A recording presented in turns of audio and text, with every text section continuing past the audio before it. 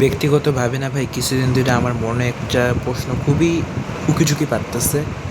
আসলে প্রশ্নটা হইতেছে বাংলাদেশের অর্থনীতি বা সামনের দিনের বাংলাদেশ নিয়ে। ব্যক্তিগতভাবে ভাই আমার মনে একটা কথা গভীরভাবে দাগ কাটতেছে যে আমাদের বাংলাদেশি যারা আছে আমাদের ব্যবসায়ীদের গার্মেন্টস থেকে মুভ অন করে অন্য জায়গায় বিনিয়োগ করা উচিত।